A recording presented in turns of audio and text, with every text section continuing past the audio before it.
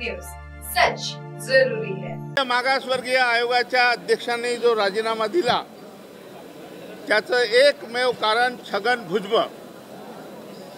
परवा छगन भुजबळ साहेबांनी ते सांगितलं की हे राज्य मागासवर्गीय आयोग म्हणजे मराठा आयोग आहे, अशा पद्धतीने अपमानित करणं, एखाद्या संविधानिक संस्थेवर आरोप करणं आणि त्यामुळे या संस्थेवर अविश्वास आणि तेही मंत्र्याच्या द्वारे, तेही कॅबिनेट मंत्र्यांनी हे करणं, याचा अर्थ असा आहे की आज मागासवर्गीय आयोग नाही आहे महाराष्ट्रामध्ये।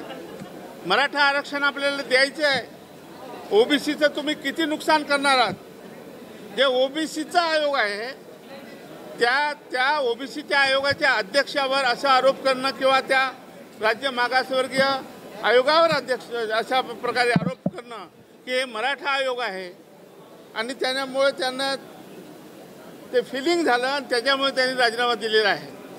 माझा आरोप आहे माननीय मंत्री छगन भुजबळवर की तुम्ही गेले 30 वर्ष आमच्या ओबीसीचं नुकसानच करत आलेलं आहे आणि त्यामुळे अजूनही ते काय म्हणून त्याला मी की लीडरशिप डेव्हलपमेंट प्रोग्राम काहीतरी मी ओबीसीचा नेता आहे अशा पद्धतीने दर्शवणं आणि अशा पद्धतीने मोर्चे आंदोलन करणं, त्याच्यामुळे जरांगे पाटील सुद्धा हर्ट झाले।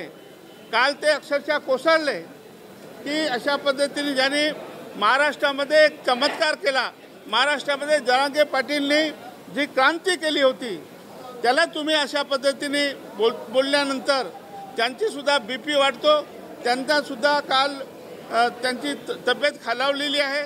याला सुद्धा जबाबदार छगन भुजबळच आहेत। उद्या जर काही झालं जरांगे पाटलांना तर याचा सुद्धा दोषारोप हा माननीय छगन भुजबळ साहेब यांच्यावर होईल। एक मंत्री असून अशा पद्धतीने त्यांनी वागावं हे कोणालाही पटलेलं नाही। त्यांनी परत आता तरी मराठा आरक्षण कसं मिळेल यासाठी आम्हाला मदत करावी। मी वारंवार सांगतो आपल्याकडे फॉर्म्युला तयार आहे, ओबीसीला धक्का लागणार नाही, मराठा समाजाला आरक्षण देता येईल। पण फक्त हर्डल काय तर ओनली छगन भुजबळनी जर त्याने जर मान्य केलं की हा फॉर्म्युला चांगला आहे, द्यायला काय हरकत नाही, तर 8 दिवसात आपला प्रश्न सुटू शकतो। हा जो जटिल प्रश्न आहे हा मराठ्याला आरक्षण देण्याचा हा 24 तारखेच्या आज सुटू शकतो। तोच प्रश्न आहे, मी तेच सांगितलं तुम्हाला। अध्यक्षाने जर राजीनामा दिला तर जवळपास ते बरखास्त झाल्यासारखंच आहे आयोग। त्याच्यामुळे मराठा आयोग जे आता मराठा समाजाला आरक्षण द्यायचे आपल्याला, तर त्याच्यामध्ये हर्डल्स, त्याच्यामध्ये माननीय मंत्री छगन भुजबळ स्वतः कॅबिनेट मंत्री असताना त्यांनी हे स्टेटमेंट केलं की हा आयोग मराठा आयोग आहे आणि त्याच्यामुळे त्यांना हर्ट झालेला आहे, त्याच्यामुळे त्यांनी राजीनामा दिलेला आहे, दुसरं काही कारण नाही आहे। विमा कंपनीमध्ये मंडळनिहाय नुकसान झाल्याशिवाय नुकसान भरपाई दिली जात नाही, त्यामुळे आता कंट्रोल फार्मिंग याच्यावर सरकारने भर द्यावा आणि एक्सपोर्टमध्ये जे विकेल ते पिकेल जी योजना होती त्यानुसार ज्या वस्तूला जगामध्ये डिमांड आहे अशा वस्तूची निर्यात कशी करता येईल आणि त्या संदर्भामध्ये एक निर्यातीचं धोरण आणि फॅसिलिटी ही सरकारने जाहीर करावी अशा पद्धतीची मागणी मी काल सभागृहात केली।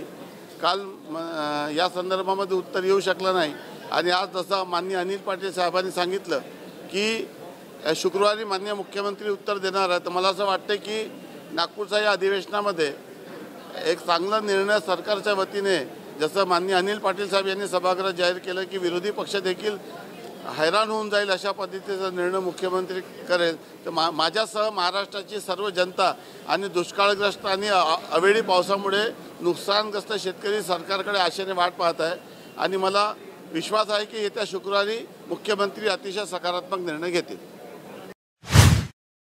प्रश्नोत्तराच्या तासानंतर